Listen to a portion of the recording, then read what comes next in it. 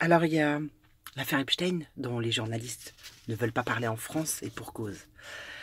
Une victime de l'affaire Epstein raconte avoir vu 3 enfants qui étaient au domicile d'Epstein. Et ces enfants, bien sûr, étaient d'origine française. C'est pour ça que je vous en parle. Depuis le temps que des milliers d'enfants disparaissent en France, depuis le temps qu'on dénonce ces disparitions, que des parents dénoncent, que certains, même pour avoir fait cela, se sont retrouvés en psychiatrie. La question, c'est pourquoi aucune enquête n'a jamais été ouverte par la France.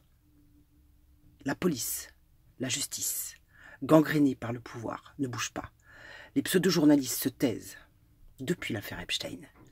Les yeux sont rivés sur de Rugy, le fusible, comme d'habitude, qui permet de ne pas voir l'omerta journalistique.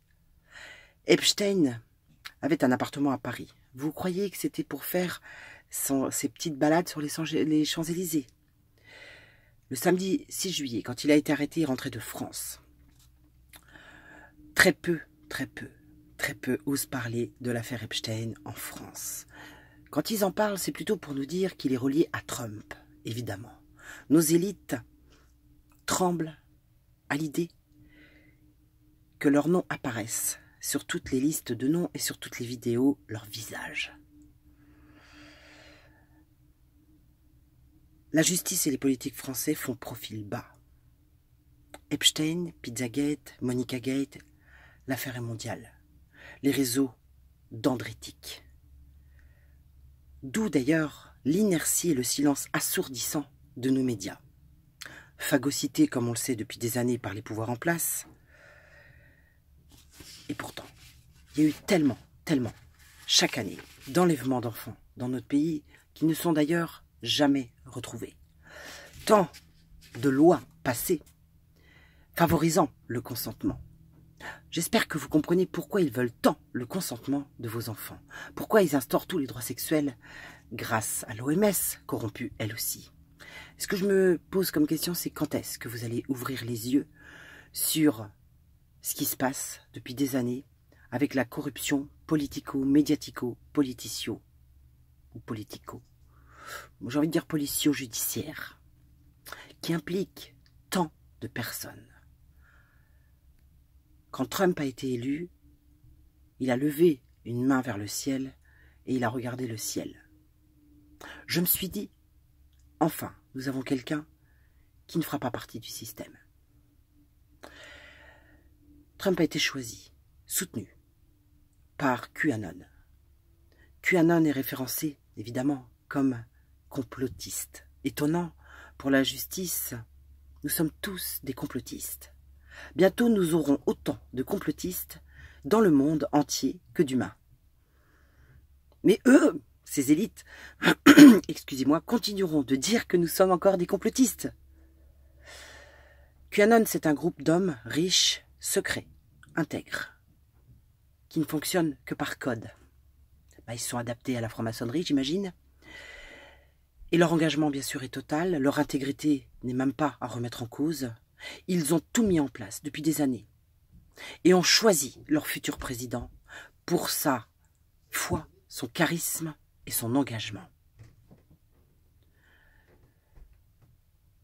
Qu'on aime l'homme ou pas, il agit et il est soutenu par ce groupe de QAnon.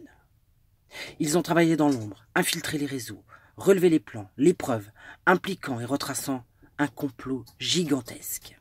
Et ce, dans tous les domaines, liés les uns aux autres. Et tous ces gens-là sont soumis par les images qu'on détient d'eux dans la pédocriminalité, et donc se taisent et continuent d'agir contre les peuples. Epstein confirme, s'il le fallait, comment des élites sont tenues en laisse après avoir été corrompues et après avoir mangé à la gamelle, eux aussi. QAnon est en train de réussir l'immense tâche de dévoiler le complot planétaire de tous ces élites. Des centaines de tribunaux militaires vont se mettre en place. Et nous devons nous aussi commencer ce travail de nettoyage dans notre pays. Nous devons refuser en bloc leurs plans, en retirant les enfants des écoles, en refusant la vaccination, en créant des alternatives pour tous. Peut-être notre monnaie, peut-être notre système bancaire, parce que tous vont tomber. Et que tout sera révélé à un point où vous ne pourrez même pas en croire vos yeux, tellement ils ont agi dans l'ombre, menti en tout domaine. C'est un complot, oui, oui, mais contre nous. Notre santé, notre planète et nos enfants. Il ne tient qu'à nous de relever ce défi. Il ne tient qu'à nous de commencer à refuser. Prenez conscience que l'affaire Epstein n'est qu'un paravent d'immenses complots, de milliers d'enfants tués, sacrifiés. Prenez vraiment conscience de ça. La France refuse de le révéler pour le moment, mais elle n'aura pas d'autre choix, comme tous les autres pays qui sont liés par les réseaux criminels, qui se taisent et qui agissent contre les peuples, simplement parce qu'ils ont peur pour leur peau. Mais tout sera révélé, la divulgation est en cours, et rien ne pourra l'arrêter. Alors je pense qu'il est vraiment temps que les Français relèvent la tête. Je parle aux Français, je me dis que les Français, c'est mon peuple, c'est mon pays, et je vis en France. Mais tous les pays doivent faire la même chose, parce que tous les pays sont compromis à travers tous ces réseaux criminels par leurs élites, eux aussi.